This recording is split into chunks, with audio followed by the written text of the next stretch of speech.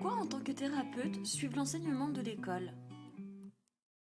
Vous travaillez dans le domaine de l'accompagnement, de la santé, vous êtes médecin, psy ou bien coach ou assistante sociale et votre attention a été portée sur le néo-chamanisme. Peut-être que vous demandez en quoi cette formation va être utile dans l'art que vous pratiquez. Eh bien, c'est à cette question que je vais répondre. Plus qu'un outil, une intuition. Non, le néo-chamanisme, c'est pas un outil. Loin de là. Et la première année, c'est avant tout une ouverture. Pourquoi une ouverture? Vous allez me dire, vous avez fait des stages, un travail sur vous, et vous semblez être complètement ouvert. Non.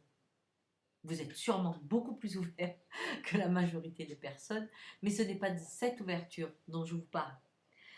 On a un conditionnement d'une vision du monde qui est de notre cerveau occidental. Et dans ce cerveau, il y a une répartition des mondes. Du monde vivant, du monde qui bouge, de celui qui ne bouge pas. Nous avons des minéraux, des végétaux, des animaux, l'homme, et après on a l'esprit et l'homme. Maintenant on a l'ordinateur. Mais on divise tout.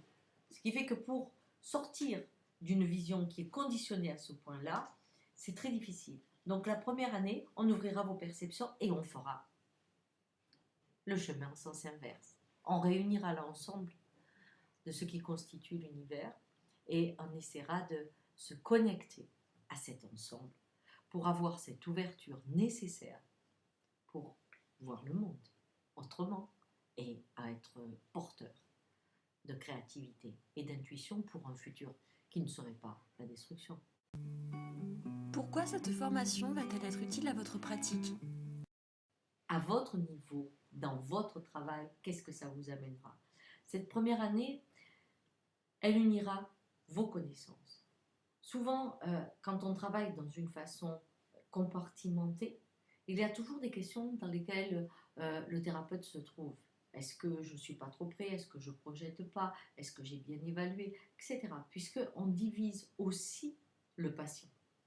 Même si on veut avoir une vision holistique, tant que nous ne sommes pas déconditionnés, nous sommes le thérapeute à ce moment-là, et pas un tel ou un tel. Donc, nous travaillons sur son cerveau si on est psy, sur son corps si on est médecin, si on travaille sur l'énergie si on veut faire ça. Mais même si on dit on travaille dans son ensemble, in fine, on sépare les thérapies que l'on donne. De ce fait, quand vous aurez acquis cette ouverture, il y a une vision holistique de l'être qui ne sera pas avec des méthodes, mais avec votre propre créativité. Ce qui fait qu'elle unira ce que vous savez déjà et développera quelque chose que vous ne connaissez pas. Alors, pour ceux qui décideront de poursuivre, ils se trouveront dans la seconde année. Et la seconde année, c'est la rencontre, parce qu'on est ouvert, d'une vision des peuples primitifs. Il y a eu deux façons de voir le monde, et pas 50. Deux.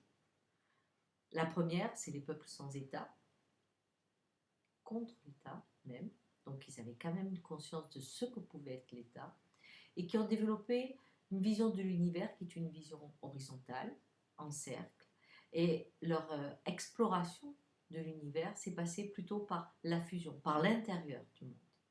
Il n'y a aucune séparation entre l'animal, l'homme, le végétal, le minéral, les astres, tout est vivant, tout est humain.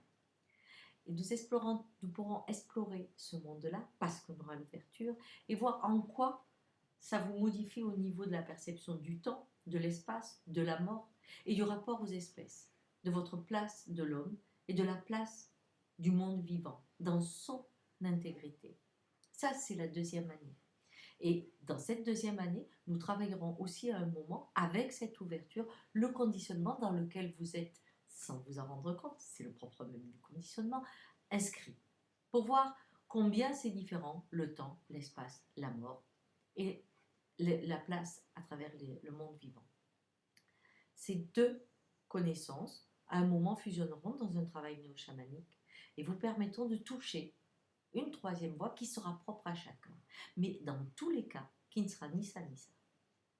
Et c'est ça, la voie que je cherche le plus à transmettre à chacun de vous. Cette rencontre avec une intuition du futur qui soit très différente de l'un ou de l'autre.